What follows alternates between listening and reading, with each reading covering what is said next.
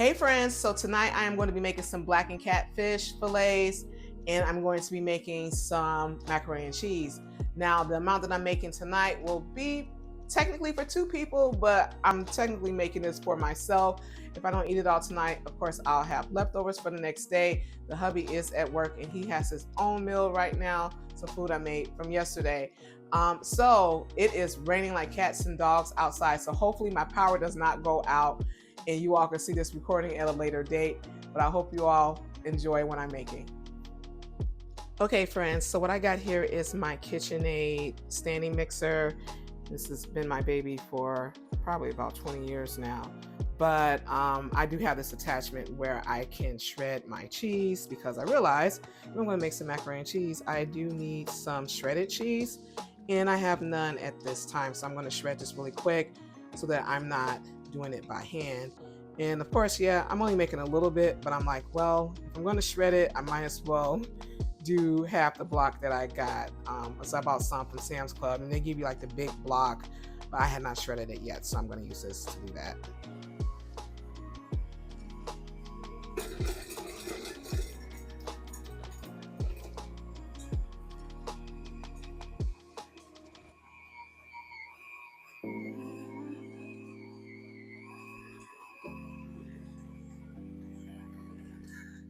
All right, that's enough of that. So this is how it looks. I got this big old, container of cheese right now. So like I said, I'm not going to use all this. Of course, I'm only making a little bit of macaroni and cheese, but since I had a big block that I had bought from Sam's Club, it was like 2 pounds. I'm like, I might as well just go ahead, shred it all, and then that way I can put it in freezer bags and I can use as much as I want. Leave some in the refrigerator, leave some in the freezer, and as I need it, I can just pull it out.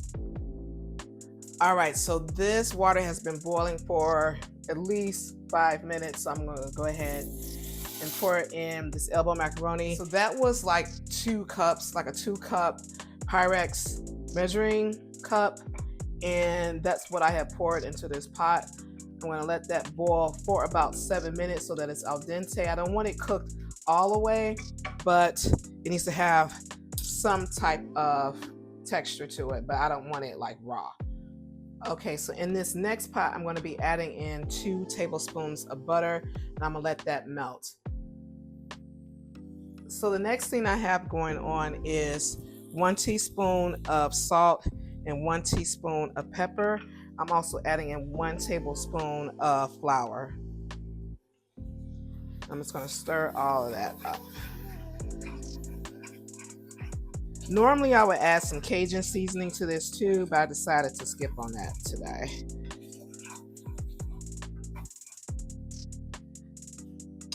Now that's all bubbling. The next thing I'm adding is 1 cup of milk and 1 cup of heavy whipping cream.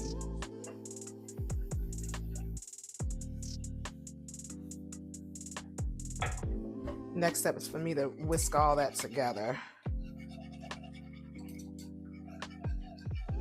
This shouldn't take too long, but it's going to get hot and begin to bubble. I do not want it to overflow into the stove. So I'm checking on my macaroni and this is the way I want it to look. So I'm going to turn the stove off and I'm going to drain this into the cheese sauce once it's ready. Okay, so for now I've added that macaroni and cheese into a strainer. So that is doing this thing, and I'm going to go over to this cheese sauce. So the milk is starting to boil. I want to turn that off. And I'm going to start adding some cheese into here.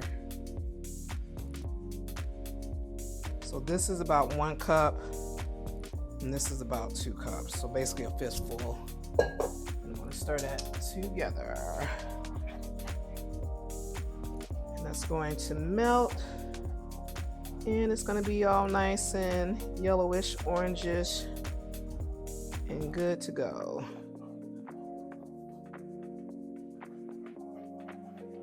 So for editing's sake, I have been stirring this for about 30 seconds, and it's starting to come together.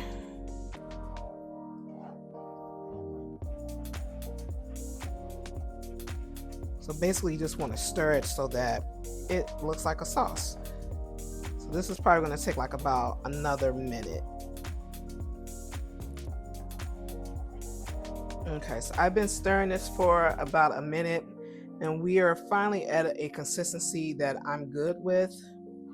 And now I'm going to stir in the elbow macaroni.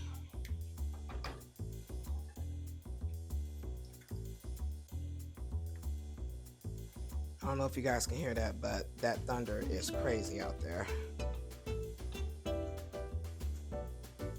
All right, so I am folding this into the cheese sauce. All right, so I'm gonna get my casserole dish. Now, I am not buttering this.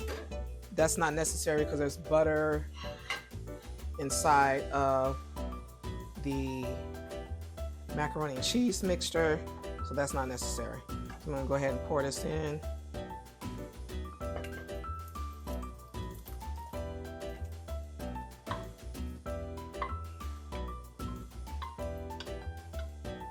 So next thing is to top it off with some more cheese. So I'm gonna add this in there. And it's always best to use like shredded cheese that you've done, like hand shredded cheese, instead of using the pre-shredded. But if that's all you got, that's cool. I do that all the time too. But I had this cheese I bought the other day at Sam's. I'm like, you know what? I'm gonna use it. So this is gonna cook in the oven at 400 degrees Fahrenheit for about 20 to 25 minutes. We basically just wanna make sure that the top is a nice golden brown. Okay, so the next thing that you want to make sure that you do is start heating up your skillet. So I have that going on right now. It's at a medium heat. I normally would have used a cast iron skillet, but the catfish fillet itself is pretty large. Like one is a medium size and the other is large. So I was like, I just want to make sure I have enough room inside of the pan. So I am using like a regular non-stick skillet for this. So the next thing you want to also do is get your seasonings together. So I am using some black pepper. I have some paprika, I have some lemon pepper, as well as some Italian seasoning. Also have some non-salted Cajun seasoning, or it's like less salt in here.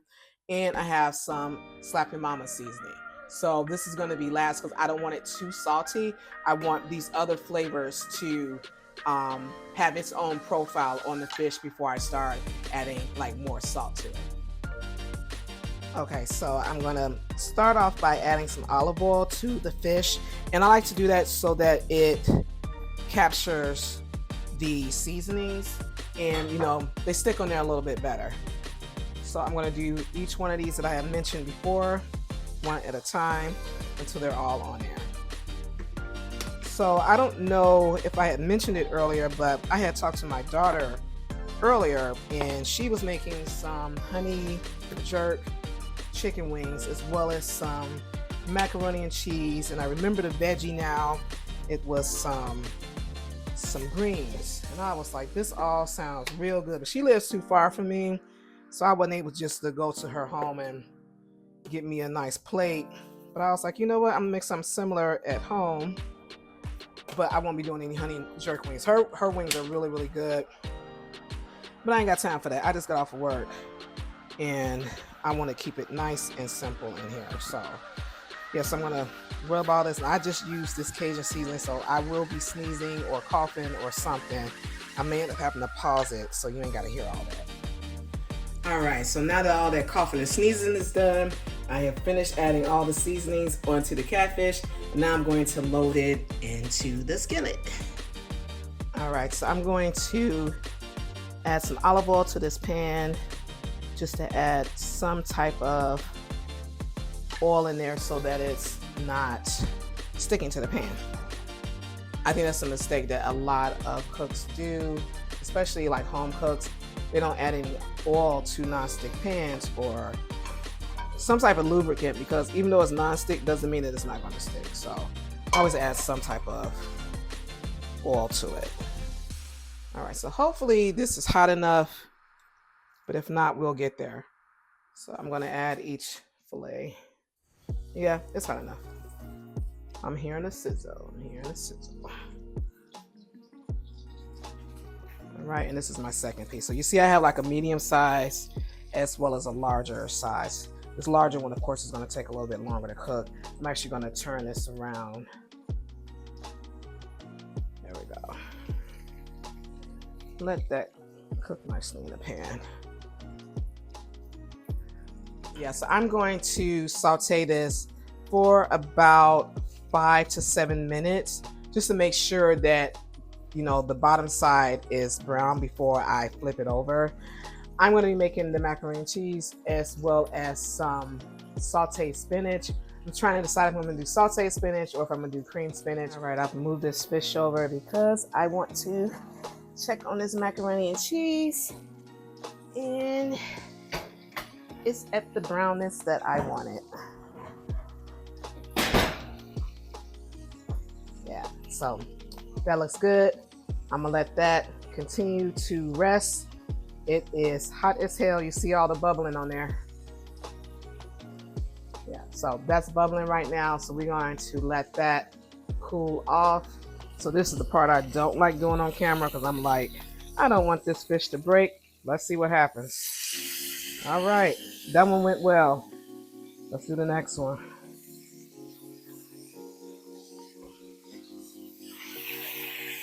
All right, okay. Not bad. Okay, so we're gonna let this side cook. We're gonna let this cook for about another 7 to 9 minutes because that side on the left is much thicker and I wanna make sure that it's done before I flip it over again. So the crazy thing is, like, I'm sitting here and I've been telling you all that I rarely, you know, show my face on camera and doing these voiceovers. And normally I would have some music playing in the background while I'm cooking, but because I'm recording it a certain way where I'm doing the voiceover as I'm cooking, I can't have any music playing in the background because I don't want YouTube to ding me because of licensing. So normally, if you are a foodie content creator and you are playing music, it has to be like music within the YouTube audio library, which is like royalty free music. And I'm not talking about the YouTube music, that's different. But the YouTube audio library that has royalty free music, or if you are, you know, with another platform that has royalty free music that you can purchase, you have to license it and then you can put that over your video. So it's a lot going on when you are a foodie content creator and you are doing these type of videos. You can't just have any type of music playing. So the music that you're hearing right now, once I finish editing this, you're gonna be like, oh, that may be some cheesy music. How come she's not playing this or that? Well, can't do that because I don't want to get dinged by YouTube. But trust, if I was not recording my voice at the same time as I'm cooking, instead of like editing it later and doing the voiceover, I would be playing some Bruno Mars right now, or some Usher or something like that. Okay, friends, we are at the home stretch. So I am adding 2 tablespoons of butter to this pan. And I'm going to add in some minced garlic.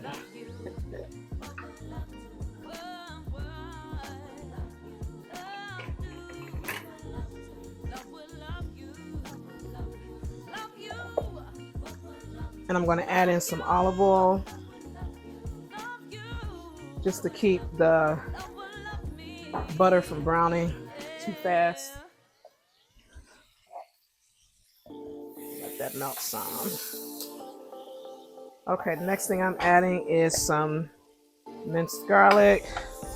The crazy thing is that the hubby's not here, and I could actually put some onions in this, and I have not one piece of an onion here.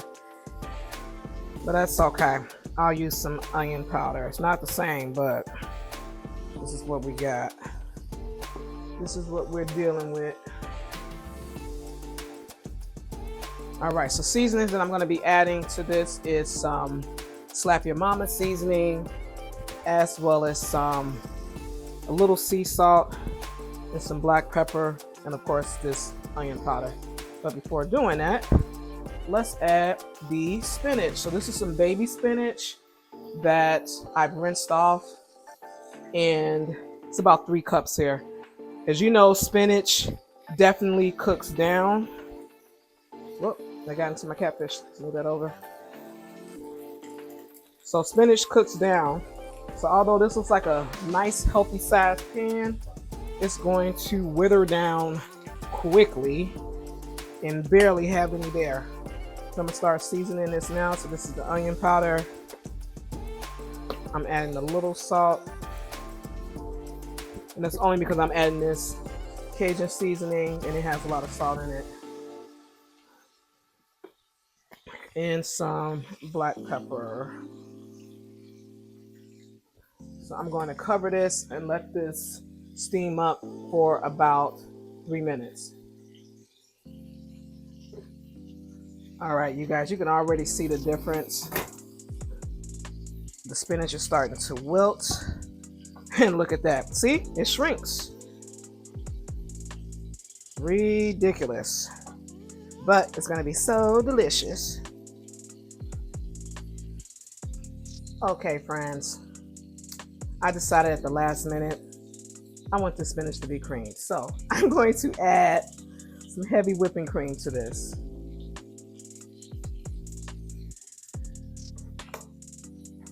And add my Parmesan cheese.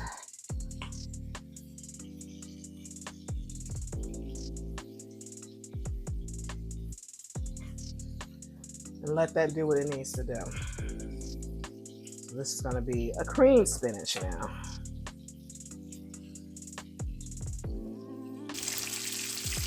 Okay, this is pretty much done. I have my Parmesan cheese in there and I have some red pepper flakes. So like I said, that was a last minute decision. I was like, you know what? I don't want no sauteed spinach. I want some cream spinach. So here we are. This is where we are at. And as you can see, that was such a quick adjustment from having sauteed spinach. You just add some heavy cream, some heavy whipping cream in there, and then you have your cream spinach. So friends, I hope you liked what I cooked in the kitchen today. If you are a follower of any of my accounts, thank you so much for coming back. If you're watching this on YouTube, TikTok, or Instagram, shout out to everyone who has subscribed to my channel or following me on any of those social media platforms. If you're new here, my name is Angela and this is my account, Plus Size in Chicago, where I make a lot of easy to cook comfort food meals. You'll also see me reviewing different restaurants in the greater Chicagoland area or showing you places I ate while visiting on vacation. Be sure to subscribe or follow me. Also leave a comment and share this video with your friends and family, and I'll see you guys next time.